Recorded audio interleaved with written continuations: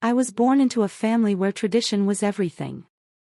In the quiet suburbs of America, my childhood home was a place where the rules were set in stone, and expectations weighed heavier than the thickest walls. From the moment I could understand, my parents carved out a path for me, a path that was clear, rigid, and unbending. They wanted me to be the perfect daughter, the obedient girl who would grow up, marry early, and have children just like they had planned. Their dreams weren't malicious, they were born of their own upbringing, their fears, and the belief that family legacy depended on adherence to these traditions. But for me, these dreams felt like chains tightening around my spirit. I remember countless nights sitting silently at the dinner table, the tension so thick you could slice it with a knife. Every glance, every sigh, every word unspoken was a silent war. I tried to explain my own dreams, the idea of building a career first, traveling, exploring who I was beyond their expectations, but my words fell on deaf ears. They heard not what I said, but what they feared: rebellion, failure, disrespect. My mother's voice would sharpen whenever I voiced my ambitions. "You're being selfish," she said more times than I could count. "You're forgetting your duties as a daughter. Family comes first." But what is family when it stifles your very soul? When the love you are supposed to receive feels like a cage? The more I fought to be heard, the louder their silence became. My father would avoid my gaze altogether. My mother's disappointment was a constant shadow. My brother, the golden child, always seemed to please them effortlessly, a constant reminder of what I was failing to be.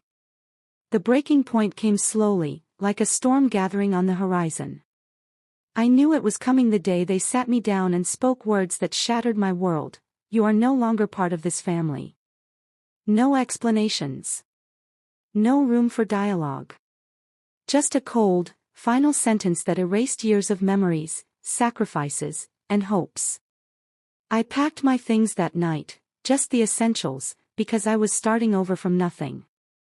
The house I grew up in, the family dinners, the birthdays, all left behind like a discarded shell. The first nights alone were terrifying. The silence screamed louder than any argument I had endured. I cried until my tears ran dry. I questioned everything: my choices, my courage, my worth. But somewhere deep inside, a fire ignited. A fierce resolve that said, "I will live for me. I will build a life I am proud of, on my own terms." I worked relentlessly. Multiple jobs. Long shifts. Sacrifices that no one saw. I learned the true meaning of independence, the bitter, exhausting, but exhilarating taste of freedom earned. Slowly, I saved money. I moved into a tiny apartment, humble but mine. Each paycheck brought me closer to a dream I had never dared to voice aloud: owning a home. After years of struggle, the day came when I signed the papers for my own house. A modest place, far from the mansion I once knew, but to me, it was a palace, a symbol of survival, strength, and self-love. I thought that with this milestone, my past would fade. That leaving my family behind meant leaving pain behind. But life had other plans. I believed that by walking away, I had closed the door on all the hurt. That by buying this house, I had built a fortress strong enough to keep the past out. But sometimes, no matter how far you run, the shadows of your history find their way back to your doorstep. Late one evening, as I sat on my worn-out couch, sipping tea and watching the city lights flicker through the window, my phone rang. It was an unknown number. I hesitated but answered anyway. "Hello?" I said, my voice cautious. There was silence on the other end. Then a familiar voice, cold and commanding: "This is your mother. We need to talk." My heart slammed against my ribs. I hadn't spoken to her in years. Every fiber of me screamed to hang up. But curiosity and a strange flicker of hope kept me listening. "We're coming over," she said simply. The days that followed were a whirlwind. I prepared myself for confrontation, for blame, for rejection, but never for what they had planned. When they arrived at my doorstep, my mother stood tall, her face hard as stone. Behind her was my brother, the golden boy who had never been asked to choose between family and freedom. They came not as visitors, but as invaders. "We're here for the wedding," my mother declared, as if announcing the weather. I blinked, unable to process. "The wedding?" I whispered. "Yes, your brother's wedding," she said, eyes cold.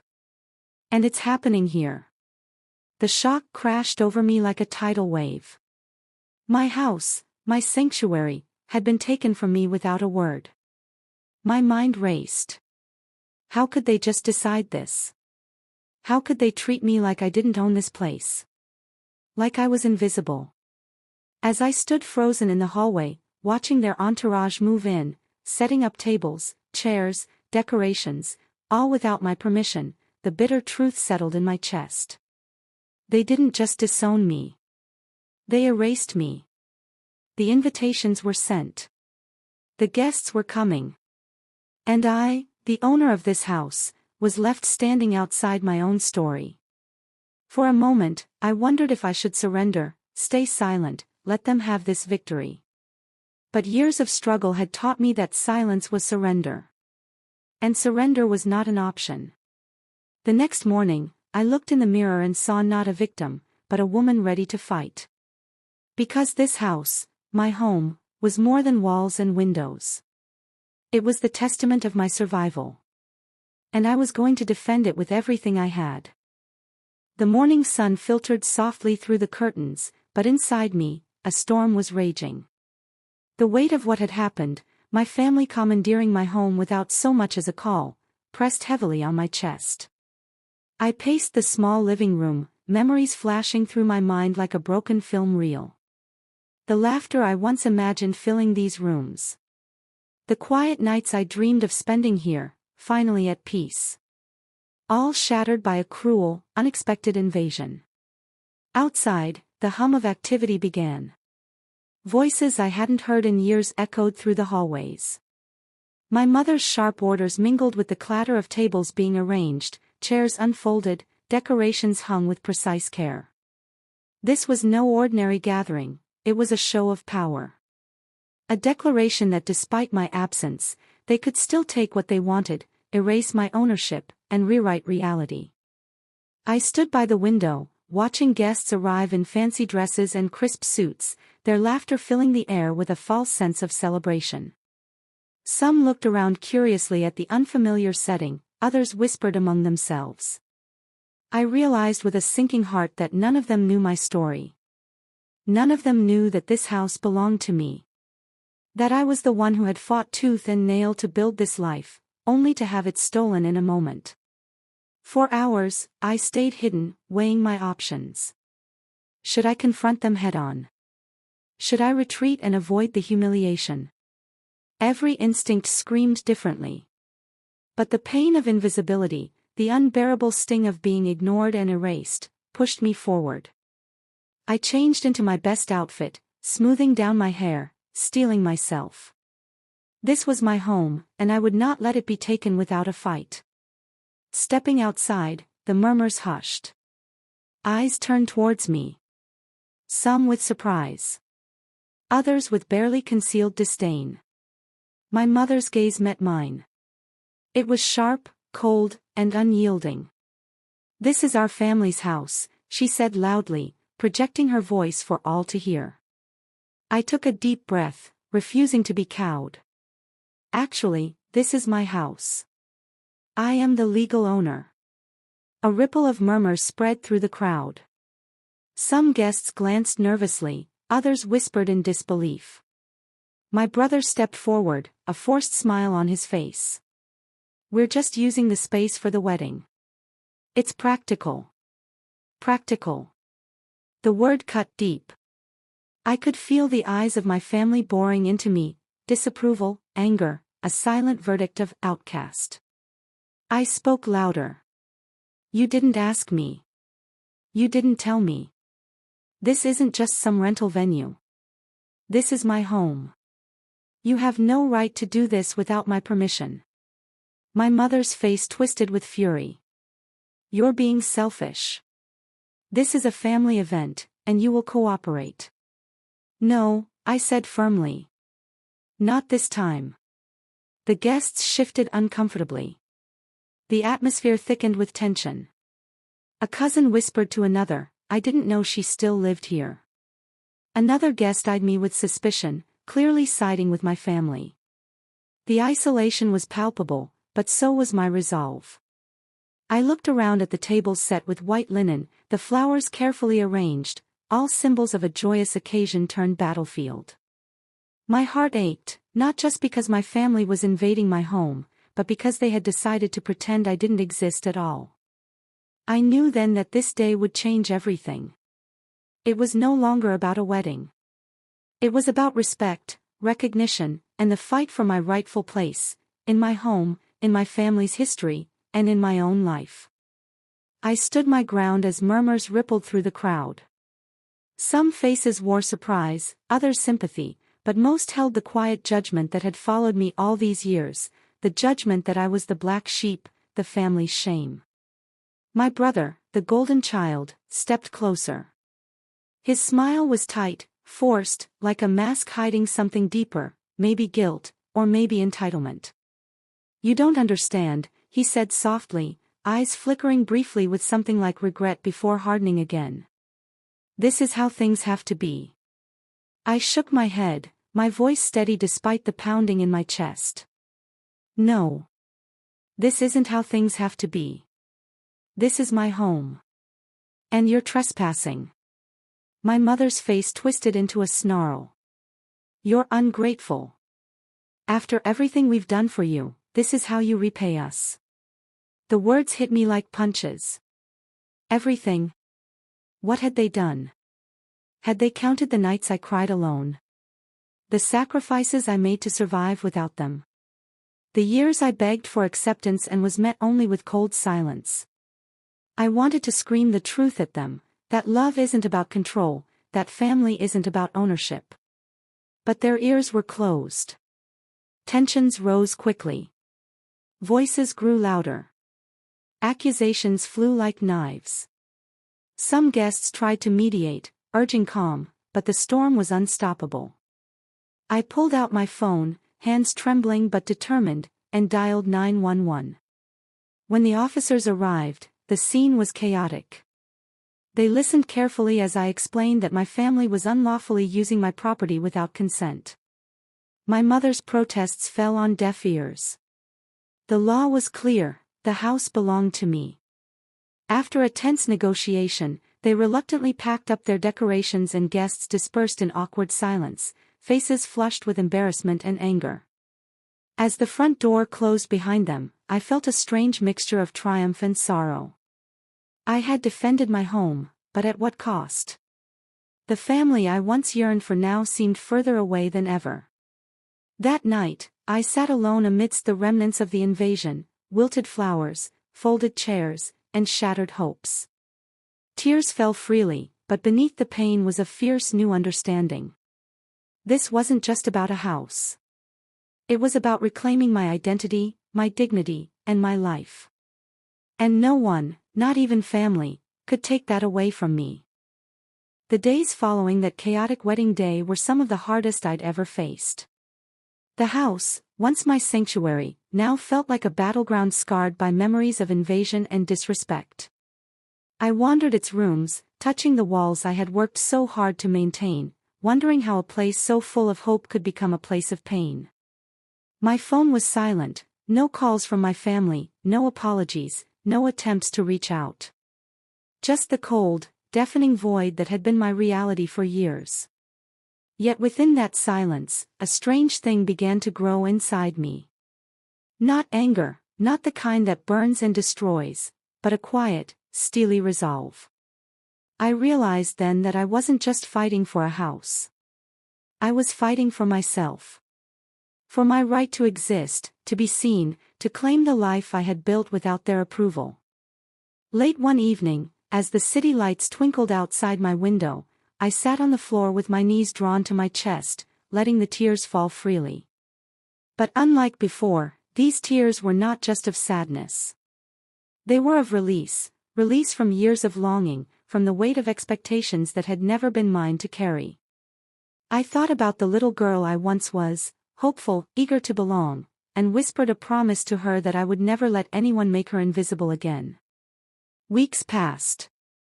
I threw myself into my work, burying pain beneath determination. I redecorated the house, turning it into a reflection of who I truly was, not the daughter my parents wanted, but the woman I had become. Friends who had stood by me reminded me daily of my worth, helping to mend the wounds left by family betrayal. Slowly, I rebuilt my sense of belonging, not from blood ties, but from bonds of trust and love I chose for myself. But despite this growth, the ache of abandonment never fully disappeared. It lurked in quiet moments, a shadow that reminded me of all I had lost. Then, one afternoon, a knock at the door shattered my fragile peace. It was my mother. Her eyes were hard, unreadable. Behind her stood my brother, looking uneasy. "We need to talk," she said. I hesitated, my heart pounding. Was this a genuine attempt at reconciliation, or another battle waiting to happen? I stepped aside and let them in. The air was thick with unspoken words and unresolved hurt. My mother spoke first, her voice softer but still edged with pride. "We made mistakes. Maybe we were too harsh. But you need to understand, we only wanted what's best for you."